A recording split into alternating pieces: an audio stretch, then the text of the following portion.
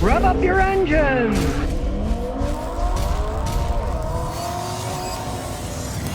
Here's a common problem and how you can fix it. Let's say your check engine light comes on while you're driving. The first thing you have to realize is these are relatively generic codes. So, first we get a code reader. Hook it up under the dash here. Up and running, it's got P0031, low, bank 1 sensor 1. That's the oxygen sensor before the catalytic converter, and then there's one after the catalytic converter. These are generic codes. There are many things that can trip these codes. Leaking fuel injectors, misfiring engines, vacuum leaks, low fuel pressure, all kinds of things. So, how do you figure out if it's really the oxygen sensor without just guessing with a part that can cost an awful lot of money? Well, my friend Bernie in Albuquerque, he invented this thing years ago, and it works quite well. It hooks up to any laptop. The dongle you plug in, as you can see, there's the name. It's ATS eScan Elite. It's like any scan tool. You just go to where the data port is, right side up. It's plugged in. You see the green light is on. It's got this little dongle here that connects to the one that's plugged in the OBD port. You turn your computer on and we go to eScan. There it is. That's the software that's in the car, and we will open it. This is a really old computer, so it might take a while. Oh, there it is. It came out pretty good. You got to say you read everything. Okay. Now, first thing we have to do is start the car up, because you can only do this on a car that is warmed up.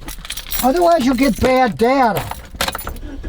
We'll start it up and let it warm up. It'll tell you where that is if you don't know, but I know where the OBD port, so this is made for people that might be a little confused. And you can see it knows the check engine light's on, but what we have to do is warm the car up first. See how it's cold? We gotta wait till it's warmed up. You can't truly test these systems unless they're warmed up and everything's operating correctly, otherwise you'll get bad data. Okay, it's already talking to us, and it knows it has to be warmed up. See, it timed the engine temperature.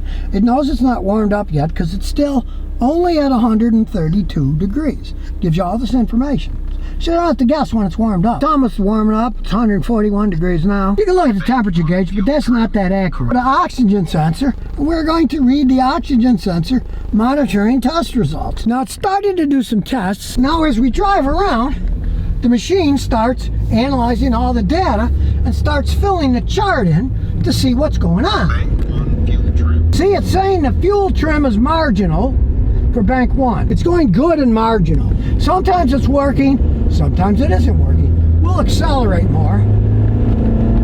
That'll give it more of a test. I love that it talks, because then I don't have to be looking. I can drive it by myself. It also records the data, but while I'm driving, it tells me if there's problems, so I don't have to be looking over here and then run into something. Whenever you're doing these tests, you want to go full bore. After you drive around about 15 minutes, that should give the car enough data to analyze what the actual problem is.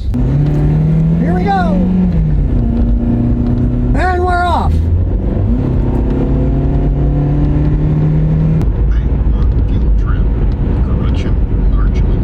See, the correction of the oxygen sensor is marginal. The thing is starting to wear out, especially when you accelerate. When you do these tests, you got to do a lot of hard acceleration.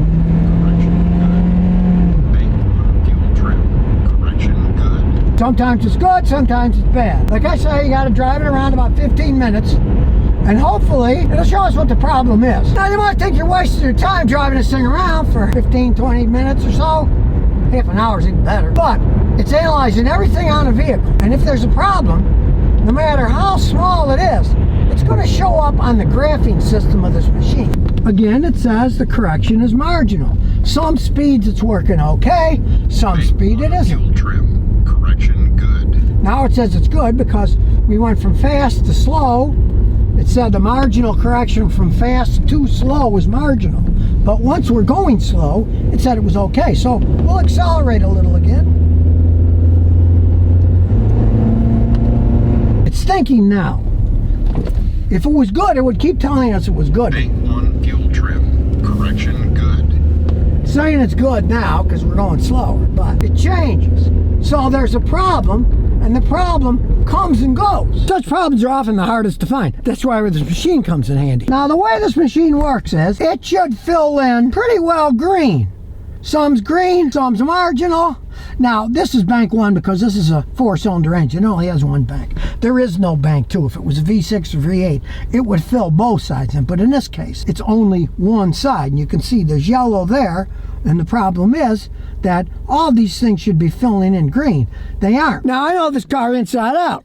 I've owned it for 17 years. Right? This car has 2 oxygen sensors. There's one in the front, and then there's one in the back after the catalytic converter. If, let's say, the front oxygen sensor acts up, the back one can often take over. And what will happen is exactly what's happening here. Some of the fuel trims, green, and some are going to be yellow. If it's really bad, they'll be red. But this is a problem that just started, so it's marginal. You see on the charts, yellow is between plus or minus 10, plus or minus 13. The oxygen sensor to read, this says 2. We're reading oxygen sensor 2.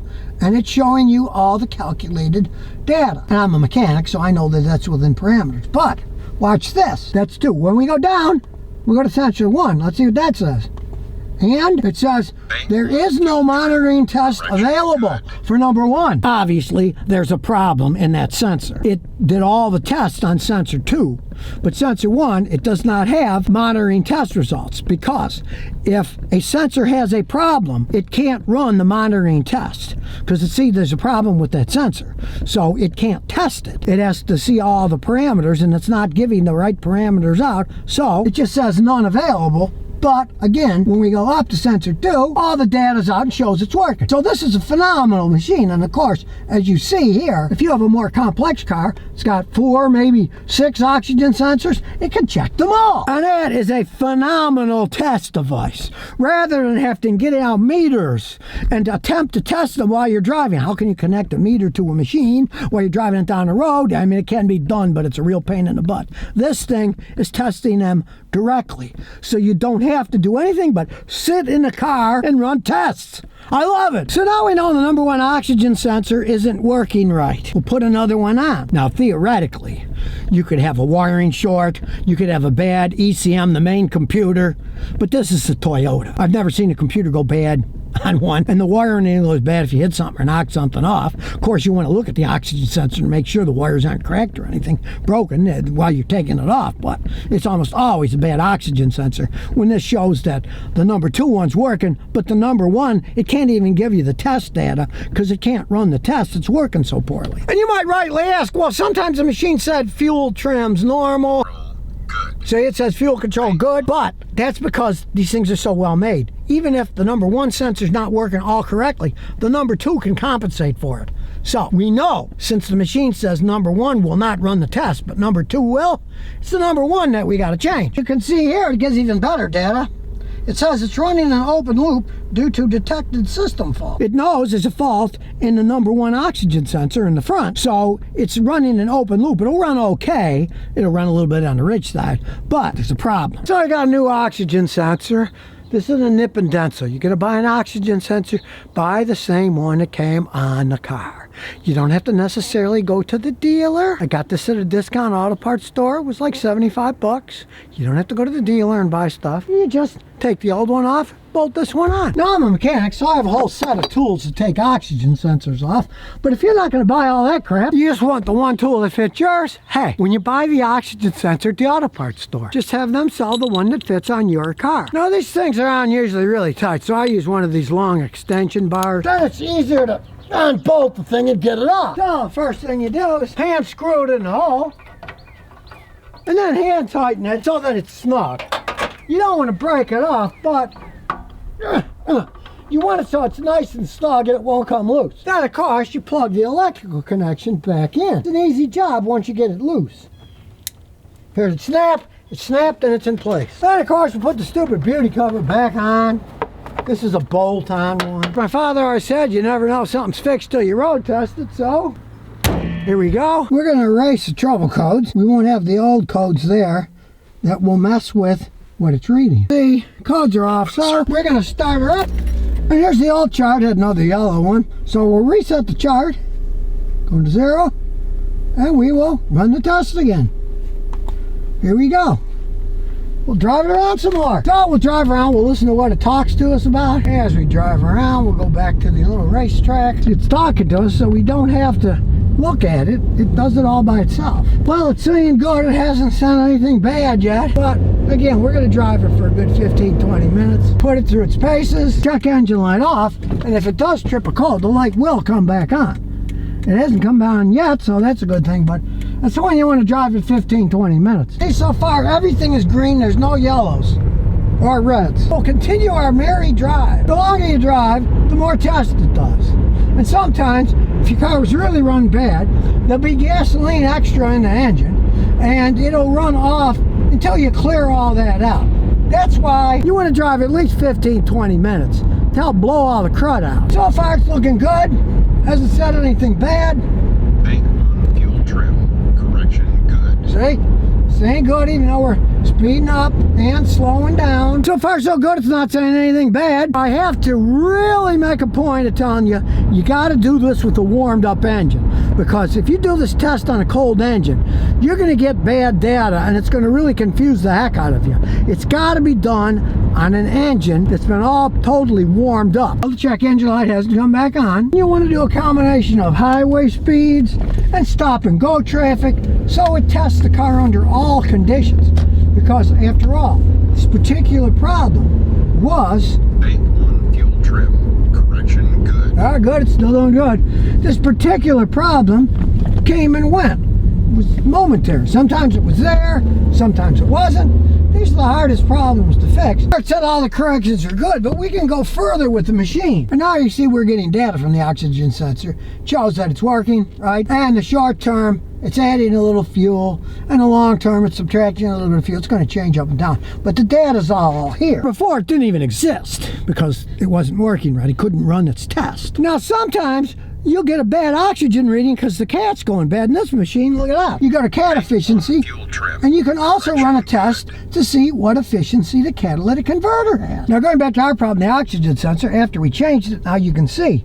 Before, we were in open loop. Now it is in closed loop, which is what you want. Car starts in open loop, and then once the engine warms up and everything's set up, it goes in closed loop so it can monitor everything. That's why, like I warn you, with any tests, including these, you got to do it on a warmed up engine. If you do it on a closed engine, you'll get bad data and you'll start going down the wrong rabbit's hole and maybe replace parts that you don't need. It tests all the oxygen sensors. It knows that this has 2 sensors, right? Machine can do a car that even has 8 sensors. It's a phenomenal idea. And if you missed it before, here it is.